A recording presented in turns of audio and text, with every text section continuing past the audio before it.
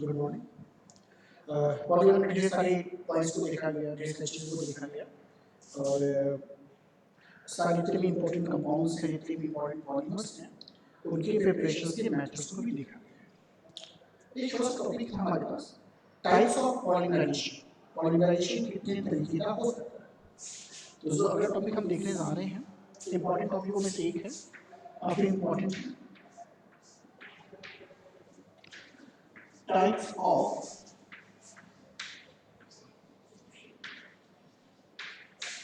Polymerisation. Polymerisation के कितने प्रकार हो सकते हैं? तो कितने प्रकार हो सकते हैं?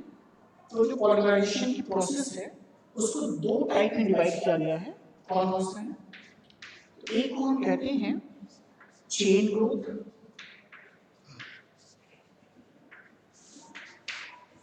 Chain growth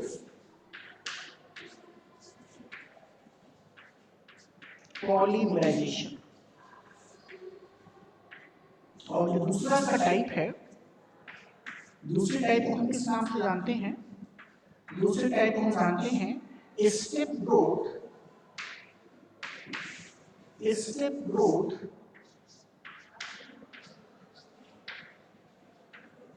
polymerisation. तो ये दो तरीके हैं, step growth polymerisation and chain growth polymerisation. इन दोनों के बारे में हमें देखना होगा कि दोनों क्या हैं और कैसे हैं और किन किन कंपाउंड्स या किन किन पॉलीमर्स में आपको ये अलग अलग देखने को मिलेंगे। बारी बारी से देखेंगे, समझने का प्रयास करेंगे कि दोनों में क्या डिफरेंसेस हैं और दोनों को अलग अलग क्यों कहा जा रहा है। स्टार्ट हम कहाँ से कर रहे हैं? स्टार्ट हम कर रहे हैं चेन ग्रोथ पॉलीमराइजेशन से। चेन ग्रोथ पॉलीमराइजेशन से स्टार्ट करेंगे और उसके बाद हम आपको क्या बताएंगे? उसके बाद बताएंगे स्टेप ग्रोथ पॉलीमराइजेशन। तो number a number chain growth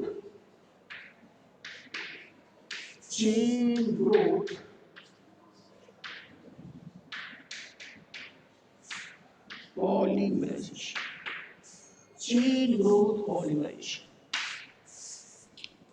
chain growth polymerisation जरा एग्जांपल लेके देखते हैं, समझने का प्रयास करते हैं कि चेन ग्रोथ पॉलीमराइजेशन क्या है। तो बहुत ही सिंपल सा एग्जांपल हमारे पास है।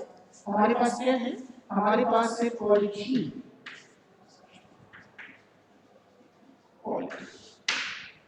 पॉलीथीन को कैसे बनाते हैं? तो पॉलीथीन को बनाने का तरीका कैसा होता है? तो हम क्या करते थे, ये इसका नाम क्या है? ये आपका सबस्ट्रेट मॉलिक्यूल है, इसका नाम क्या है? इथीन। ऐसा इस पॉलीवर्ड को बताइए, ये जो वर्ड है सबस्ट्रेट मॉलिक्यूल को बताएगा। तो ये इथीन है और आप क्या कर रहे हैं? इसका करने जा रहे हैं पॉलीमराइजेशन। तो इसका पॉलीमराइजेशन करने जा रहे हैं और हीट, टेम्परेचर सब कुछ चाहिए आपको ऐसा। और क्या बन जाता है? CH2 सिंगल बॉन्ड CH2 ऐसा। और अगर आपने n नंबर में यहाँ लिया है तो हम क्या करते हैं? इसको n नंबर में दिखाते हैं ऐसा। और इसको हम क्या लिखते हैं भाई? पॉलीथीन, इस तरीके से। तो ये तो बहुत ही बेसिक रिएक्शन है और सभी इसको पढ़ के आते हैं। बहुत ही सिंपल सा रिएक्शन है कि पॉलीथीन का फॉर्मेशन किस तरीके से हो रहा है। तो टेम्परेचर रिलेशंस के लिए वैरी करता है, आपको किस तरह का पॉलीथीन चाहिए, हाई डेंसिटी चाहिए, लो डेंसिटी चाहिए। तो ये तो बात की बात है, हम इसे देख भी चुके हैं वैसे। हाँ, उस पर फोकस नहीं है, हमारा फोकस किस पर है? चेन ग्रोथ पॉलीमराइजेशन पे। एक्चुअली जो मैंने यहाँ लिखा है, जो इक्वेशन लिखा है, जो पॉलीमराइजेशन लिखा है, वो एक्चुअली चेन ग्रोथ पॉलीमराइजेशन ही है।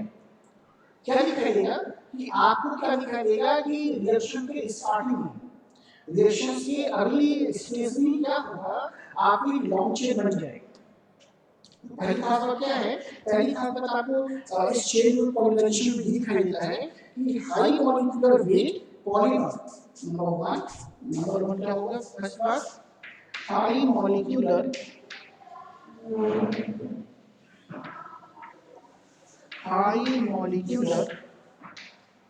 Wait polymer polymer is formed in early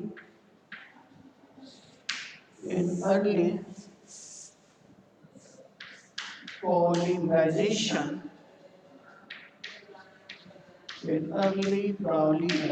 process। तो पॉलीमराइजेशन की जो प्रोसेस है उसमें स्टार्ट में ही कुछ ही समय बाद क्या हो जाएगा कि आपको क्या दिखाई देगा, हाई वेट पॉलीमर्स का फॉर्मेशन आपको दिखाई देगा। तो पहली खास बात है, यूनिक बात है जो आपको यहाँ पर देखनी पड़ेगी। साथ ही साथ सेकंड बात क्या है, दूसरी इंपॉर्टेंट बात क्या है कि यहाँ पर इनिशिएटिंग मॉलिक्यूल्स लगते हैं जो क्या करते हैं, जो सबस्ट्रेट मॉलिक्यूल को एक्टिवेट करते हैं। तो दूसरी खास बात ये होगा कि यहाँ पर किसी न किसी तरह के इनिशिएटिंग मॉलिक्यूल्स का इस्तेमाल किया जाता है, जिसमें जिगलर मैन कैटलिस्ट का हम इस्तेमाल करते हैं, बहुत ही फ्रीक्वेंटली हम इसका इस्तेमाल यहाँ पे करते हैं, बेंजोइक ऑक्साइड का इस्तेमाल करते हैं। इन सभी का इस्तेमाल यहाँ पर इनिशिएटिंग मॉलिक्यूल्स के फॉर्म में किया जाता है। तो दूसरी खास बात क्या होती है, दूसरी खास बात ये होती है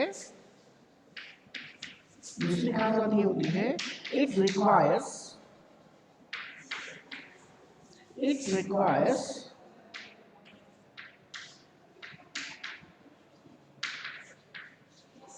initiating molecules to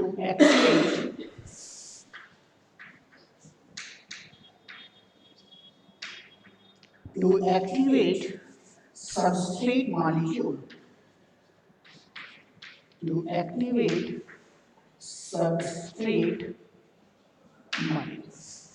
जो सबस्ट्रेट मॉलिक्यूल को एक्टिवेट करने के लिए कुछ ना कुछ इनिशिएटिंग मॉलिक्यूल्स की हमें यहाँ पर आवश्यकता पड़ती है। नॉर्मल बेंजोइक ऑक्साइड का इस्तेमाल किया जा रहा है, तो ये आपको देखने को मिलेगा। तो ये दो बातें खास यहाँ पर आपको देखने को मिल रही हैं कि एक जो है अर्ली स्टेज में क्या हो रहा है, अर्ली स्टेज में ही आपको दिखाई देगा कि इस तरह के फॉर्मेशन हो जाएगा ऐसा।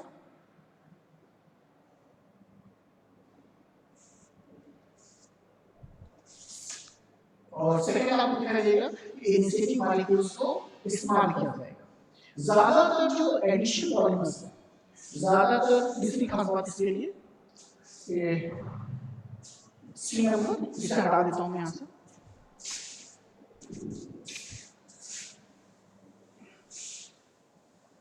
सी नंबर देख लेते हैं।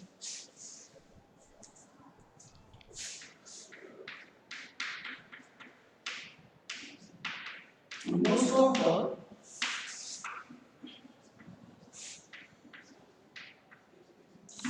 of the addition polymers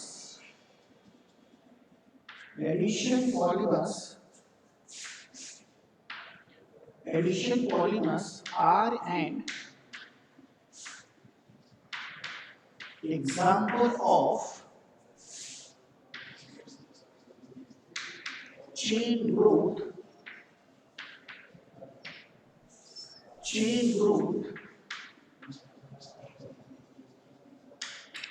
polymerisation. तो ज्यादातर जो एडिशन रिएक्शंस आपको देखने को मिलेंगे वो सारे के सारे एग्जांपल्स होते हैं किसके, इस चेन ग्रोथ पॉलीमराइजेशन के हैं। जैसे हमने पॉलीथीन का एग्जांपल देखा तो पॉलीथीन में एडिशन पॉलीमर्स थे। अच्छा, एडिशन पॉलीमर्स कहने का क्या सेंस है, एडिशन पॉलीमर्स कहने का ये सेंस है कि सपोज करिए ये मोनोमर है ऐसा, अब क्या होगा, यही मोनोमर क्या होगा कि n नंबर में है तो यही मोनोमर बार बार ऐड अप होता जाएगा और ऐसे एक लॉन्ग चेन बनाएगा। ठीक है, सपोज करिए इस तरीके का है ऐसा है और ये भी n नंबर में लिया जा रहा है ऐसे, तो ये भी जब ऐड अप होगा तो इस तरीके से पॉलीमर बनेगा। कहने का सीधा ये सेंस है कि इससे इन रिएक्शन से कोई भी जो बाई प्रोडक्ट हैं, स्मॉल बाई जो प्रोडक्ट होते हैं, ये रिएक्शन से बाहर नहीं जाते। ये ध्यान रखने वाली बात है।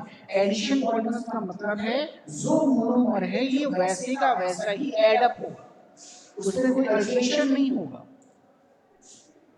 तो ये एडिशन पॉलीमर्स हो। जैसे यहाँ पे देखिए, यहाँ पर हमने क्या किया है, CH2 लिया है और सिंपली CH2 का बॉन्डिंग देख रहे हैं। बस पाई बॉन्ड और सिग्मा बॉन्ड में के पोजीशंस में चेंजेस आते हैं केवल, और कोई आंसर आपको देखने को नहीं मिलेगा ऐसा। तो ये एडिशन पॉलीमर्स के एग्जांपल्स कहलाते हैं। अब ये चेन ग्रुप पॉलीमराइजेशन है, एग्जांपल ढेर सारे आप देख सकते हैं। आपने पॉलीथीन देखा, इसके अलावा भी मैं कुछ और लिख सकता हूँ। इसके अलावा देखें पॉलीविनाइल क्लोराइड लिख सकते हैं, पॉलीमिथाइल मेथएक्राइलेट लिख सकते हैं, ऐसा हो सकता है। इसके बाद ये हो सकता है आपका चेफ्लॉन हो सकता है, टेफ्लॉन हो सकता है, और क्या हो सकता है, ढेर सारे इसके हैं। पॉलीविनाइल एसीटेट हो सकता है, पॉलीविनाइल एसीटेट हो सकता है। जैसे पॉलीविनाइल क्लोराइड है, तो ये जैसे ढेर सारे आप कर सकते हैं, एग्जांपल लिख सकते हैं जहां पर एडिशन पॉलीमर्स आपको देखने को मिलेंगे। ये सारे एग्जांपल्स होंगे एडिशन पॉलीमर्स के। तो और एडिशन पॉलीमर्स क्या है आपका चेन ग्रुप पॉलीमराइजेशन का एग्जांपल होंगे। जब भी चेन ग्रुप पॉलीमराइजेशन आ रहा है तो आप 2-3 पॉइंट्स को, ये एबीसी पॉइंट्स को लिख सकते हैं, एक छोटा सा एग्जांपल दे सकते हैं, और साथ ही साथ और भी एग्जांपल्स आप दे सकते हैं कि ये सब भी इसके एग्जांपल्स होंगे। तो ये चेन ग्रुप पॉलीमराइजेशन में लिखा जा सकता है। दूसरा जो पॉलीमराइजेशन की कैटेगरी है, जो सेकंड कैटेगरी के नाम से जानी जा रही है, उसको देखते हैं। सेकंड कैटेगरी को हम किस नाम से जानते हैं? Step group.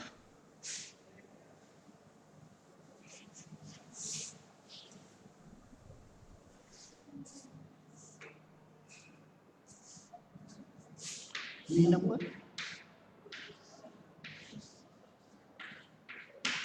Step growth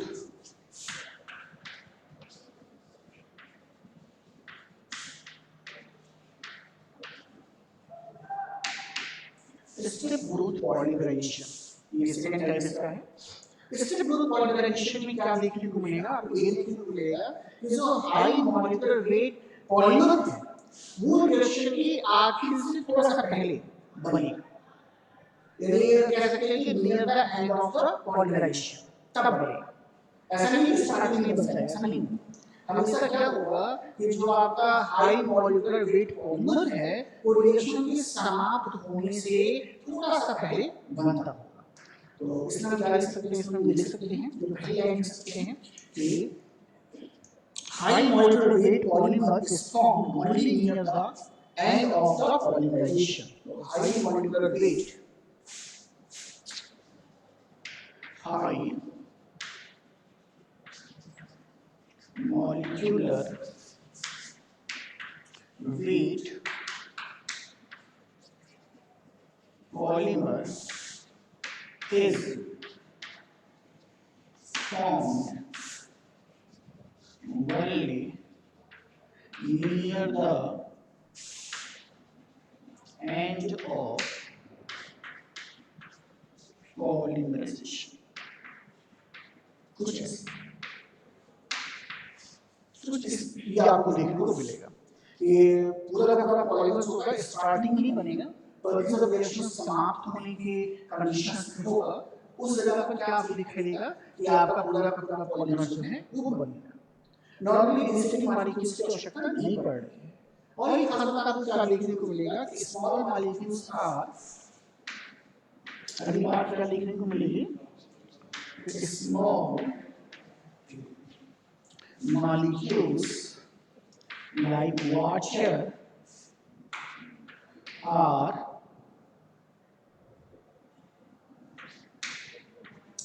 formed, water है, HCl है, are formed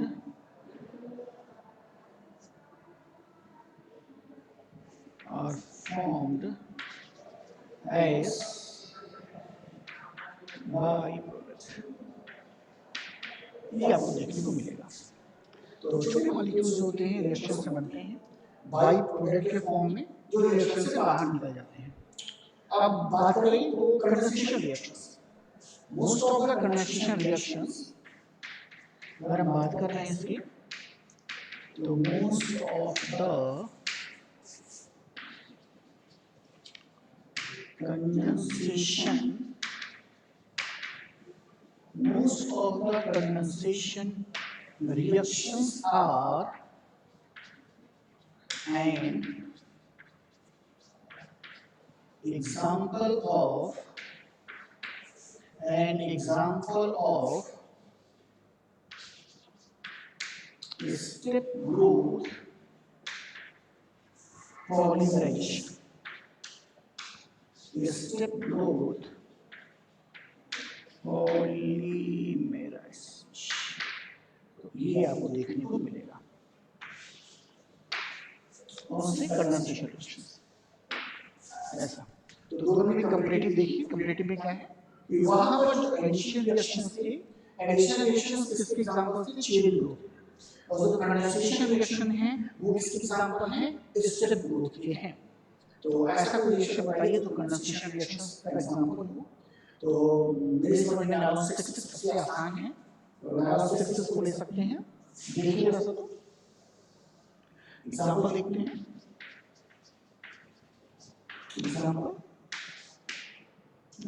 एग्जांपल देख सकते हैं। प्रिपरेशन ऑफ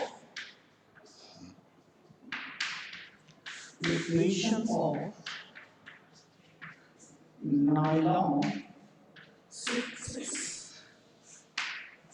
अगर नायलॉन 6 को हम देखेंगे तो ये बहुत ही अच्छा एग्जांपल होगा कंडेंसेशन रिएक्शन का।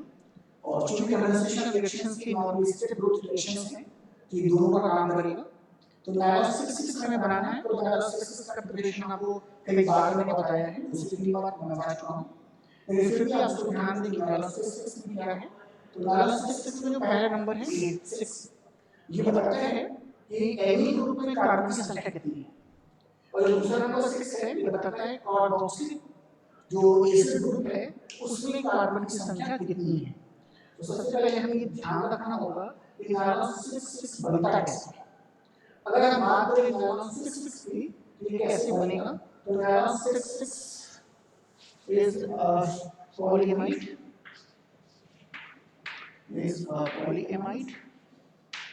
and then polyamide means, polyamide का क्या मतलब है कि they must have contained amide linkages। ऐसा इस तरीके का लिंकेज इनके अंदर पाया जाएगा। ये लिंकेज अगर पाया जा रहा है तो हम इसे पॉलीएमाइड की कैटेगरी में रखते हैं। ये एमाइड लिंकेज काफी ज्यादा होंगे, एक ही नहीं होंगे, पूरे चेन्स में होंगे। इसी से दो सबस्ट्रेट मॉलिक्यूल ऐड अप होते हैं, तभी तो कहते हैं पॉलीएमाइड। एक एमाइड लिंकेज नहीं है, कई एमाइड लिंकेज हैं। ऐसा इसी लिंकेज से क्या होते हैं, आपस में कनेक्ट होते हैं। तो पहली बात में ध्यान रखना है, नायलॉन का जब भी एग्जांपल देंगे तो ये एग्जांपल होगा पॉलीएमाइड का। अब जब पॉलीएमाइड का एग्जांपल है मतलब इस तरीके का लिंकेज आपको बनाना नहीं बनेगा। नहीं बन रहा है तो इसका मतलब कुछ मिस्टेक हो रहा है, इस बात को समझिए। दूसरी बात क्या है कि नायलॉन 6 को बनाना है तो दो अलग अलग तरह के सबस्ट्रेट मॉलिक्यूल्स हैं। क्या क्या चीजें नायलॉन 6 को बनाने में, तो देखिए एक तो आपका है डाईएमीन, एक आपका डाईएमीन होंगे, और दूसरा होगा dicarboxylic acid. Dicarboxylic acid diamine amine होंगे। ये इन्हीं दोनों का एडिशन होगा वो क्या देगा आपको, नायलॉन देगा। अब नायलॉन में अलग अलग कैटेगरीज है, नायलॉन 6 है, नायलॉन 610 है, नायलॉन 6 है, ऐसा। अब डाईएमीन्स में यहाँ पर नायलॉन 6 बनाना है तो मैंने अभी बताया कि जो फर्स्ट नंबर है ये इसको बता रहा है, इसमें कार्बन की संख्या को, और ये नंबर जो है कार्बन की संख्या को इसमें बता रहा है। ऐसा तो बहुत ही आसान सी बात है हमारे लिए कि डाईएमीन में कार्बन की संख्या 6 रखना है। दो एमीन ग्रुप है तो एक एमीन ग्रुप को कैसे रिप्रेजेंट करते हैं, एक एमीन ग्रुप को रिप्रेजेंटेशन का जो तरीका है वो NH2 है। ऐसा तो ये एमीन ग्रुप को रिप्रेजेंटेशन का तरीका है। ओके, हम देख रहे थे डाईएमीन्स एंड डाइकार्बोक्सिलिक एसिड किसे कह रहे हैं। तो हम डाईएमीन्स की जब बात कर रहे हैं तो डाईएमीन्स का मतलब है कि अगर एक एमीन ग्रुप को देख रहे हैं तो उसे हम NH2 के नाम से जान रहे हैं। तो एक एमीन ग्रुप जो है NH2 के नाम से जाना जाता है, और अगर दो एमीन ग्रुप रखेंगे तो मतलब दो NH2 ग्रुप को रखना होगा। और दो NH2 ग्रुप को रखने का मतलब कैसे है, तो देखिए कुछ ऐसे NHH NH2 ही है, कोई दिक्कत नहीं है। और फिर दूसरा भी ग्रुप रखना पड़ेगा NH, ऐसा ऐसा। तो देखिए कार्बन तो आया नहीं इसमें, तो जब कार्बन नहीं आया, कार्बन की संख्या कितनी होनी चाहिए? 6 की संख्या होनी चाहिए। तो कार्बन की संख्या को जब बैलेंस करने की बात आती है तो हम बैलेंस करते हैं किससे? CH2 से। ऐसा देखिए एक कार्बन है इसमें और चाहिए कितनी? 6, इसी का होल 6 करो, ऐसा। तो मतलब इस सबस्ट्रेट मॉलिक्यूल को आपको डाईएमीन की फॉर्म में लेना होगा। तो बहुत ही आसानी से हम कह रहे हैं कि ये जो होगा हमारा डाईएमीन होगा। ऐसी बात करते हैं डाई कार्बोक्सिलिक एसिड की।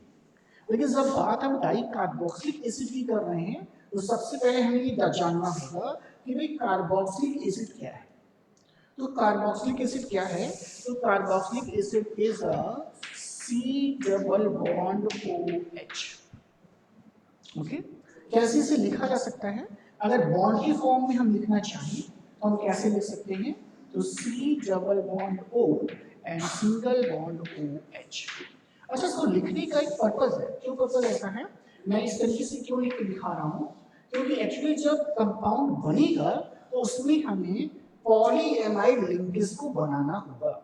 और अगर हम पॉलीएमाइड लिंकेज को बना रहे हैं तो इसका ये मतलब है कि C डबल बॉन्ड O आना चाहिए। तो देखिए, इसलिए मैंने C डबल OH की जगह पर आपको बताया कि आप इसे लिख सकते हैं C double bond O and OH करके, ऐसा। तो डाई कार्बोक्सिलिक एसिड जब लिखने की बात है इसका मतलब है कि आपको 2 मॉलिक्यूल C डबल OH चाहिए। जब डाई कार्बोक्सिलिक एसिड की बात है तो हमें क्या करना पड़ेगा? इसके 2 मॉलिक्यूल को रखना होगा। तो जब 2 मॉलिक्यूल को रखना होगा हमें, तो हम कैसे इसको रख सकते हैं, किस तरीके से बना सकते हैं? तो देखिए C डबल, यहाँ से हटा देते हैं इसे, C डबल बॉन्ड OH, ऐसा। एंड एक साइड और कर सकते हैं C डबल बॉन्ड OH, ऐसा। हो गया भाई, डाई कार्बोक्सिल बना। लेकिन कार्बन की संख्या कितनी करनी है भाई? 6। कार्बन की संख्या 6 रखनी है। तो 6 कार्बन की संख्या में 1 और 2 हो गया है। बाकी को फिर से बैलेंस किससे करना है? CH2 ग्रुप से। तो ये कितना होना चाहिए? 4, ऐसे। तो 4 5 6, तो 6 हो जाएगा इसमें। तो यानी आपको अगर बनाना है नैनो 6 तो आपको डाईएमीन में इसे रखना होगा और डाई कार्बोक्सिलिक एसिड में इसको रखना होगा।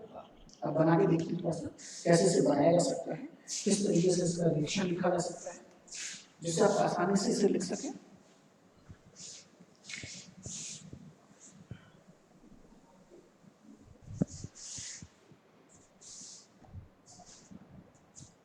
मैं फिर से लिख रहा हूँ, उन्हीं चीज़ों को फिर से दोबारा रिपीट कर रहा हूँ। तो NH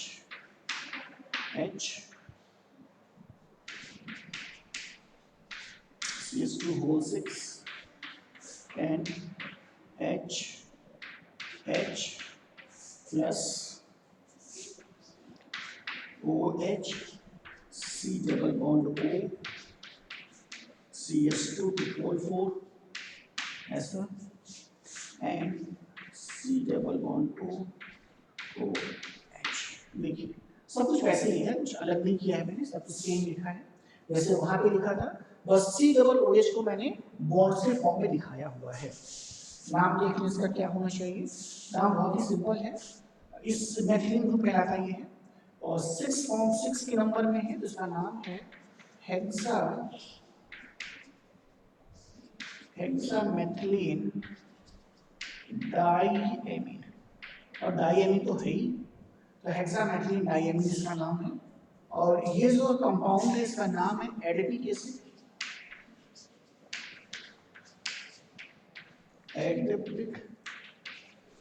तो ये एडिपिक एसिड है। तो नैनोसिक्स को हमें बना के दिखाना है तो आपको कंबाइन करना होगा हेक्सामेथिलीन डाईएमीन और एडिपिक एसिड को। इन्हीं दोनों का कॉम्बिनेशन होगा वो नैनोसिक्स को प्रोड्यूस करेगा। तो कंडेंसेशन रिएक्शन होना चाहिए, तो जाहिर सी बात है छोटे स्मॉल मॉलिक्यूल्स होंगे रिएक्शन से बाहर जाएंगे। तो किस तरीके से हम बना सकते हैं? देखिए H2 मॉलिक्यूल हमें बाहर करना है, तो ये H2 मॉलिक्यूल बाहर कर दिया हमने ऐसे। और H2 मॉलिक्यूल जब बाहर जा रहा है तो जो आपका कार्बोक्सिलिक एसिड ग्रुप है उससे OH ग्रुप लिया जा रहा है। ये कार्बोक्सिलिक का है, ये कार्बोक्सिलिक का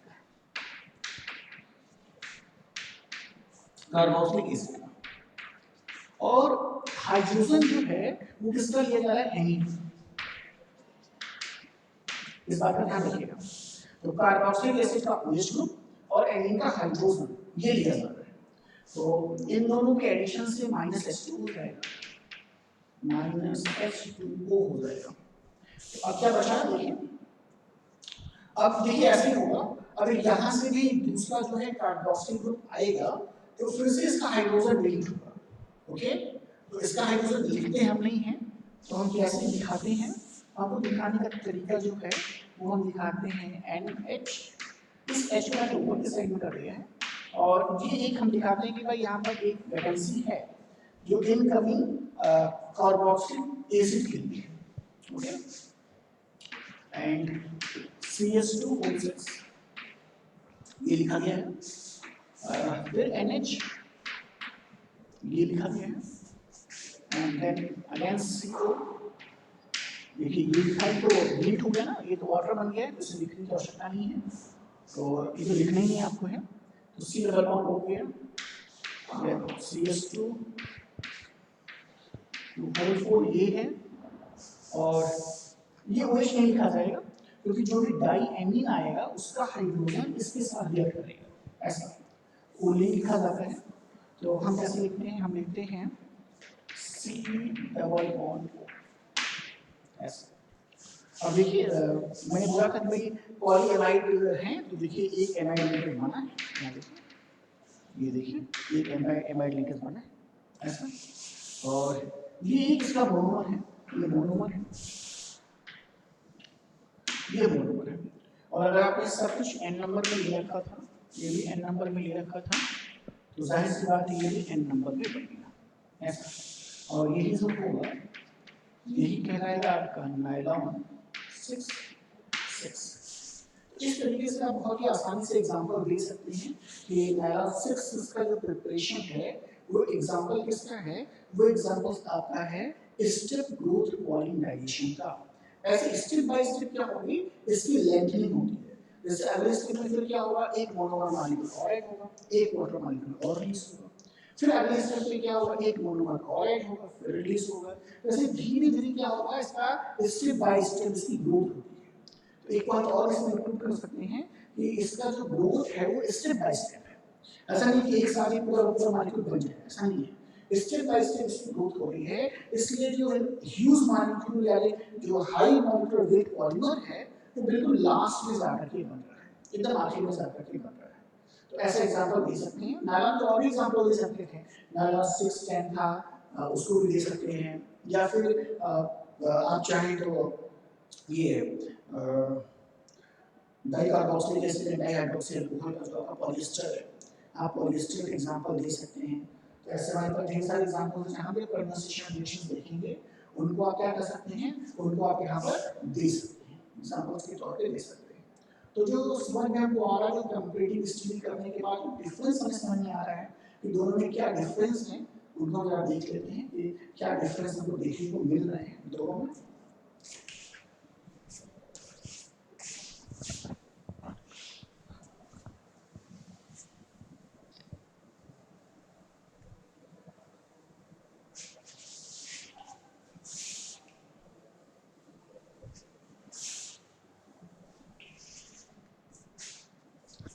अगर हम दोनों को लिखना चाहें, chain growth,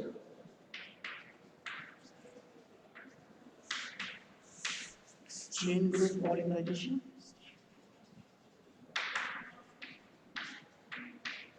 and step growth polymerisation.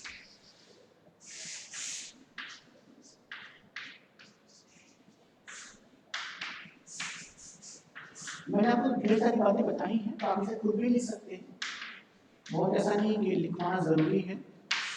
तो chain growth and step growth polymerisation, तो सबसे पहली बात चेन ग्रोथ में क्या है, चेन ग्रोथ में सबसे पहली बात है कि हाई मॉलिक्यूलर वेट पॉलीमर जो है वो आपको शुरू में ही मिल जाएगा ऐसा। और यहाँ पर क्या है, यहाँ पर जब रिएक्शन खत्म होगा तब आपको मिलेगा। पहली बात आप ये लिख सकते हैं। यहाँ पर नॉर्मली इनिशिएटिंग मॉलिक्यूल्स की आवश्यकता है सबस्ट्रेट मॉलिक्यूल को एक्टिवेट करने के लिए, वहाँ पर ऐसा कुछ नहीं है, इनिशिएटिंग मॉलिक्यूल्स नहीं यूज किए जा रहे हैं। तीसरा, रिएक्शन एक साथ होता है, स्टेप बाय स्टेप वहाँ रिएक्शंस होते हैं, धीरे धीरे रिएक्शंस होते हैं। चौथा, जितने भी एडिशन रिएक्शंस हैं वो सारी की सारी चेन ग्रोथ रिएक्शंस होते हैं, और जितने भी कंडेंसेशन रिएक्शंस हैं, most of the condensation reactions जो हैं वो आपके स्टेप ग्रोथ रिएक्शंस या स्टेप ग्रोथ पॉलीमराइजेशन की कैटेगरीज में आते हैं। फिर आप यहाँ पे एग्जांपल दे सकते हैं कि इसके एग्जांपल्स कैसे कौन से हैं, पॉलीथीन है, पीवीसी जो भी है। यहाँ पर दे सकते हैं आप नायलॉन 6 नायलॉन 6 पॉलिएस्टर, ये सब कैसे आप दोनों में डिफरेंस आ रहा है, अब डिफरेंस को भी अलग अलग करके लिख सकते हैं। जो नेक्स्ट टाइम होगा उसमें कुछ और बाकी पॉलीमर्स के बारे में देखेंगे। Okay, thank you.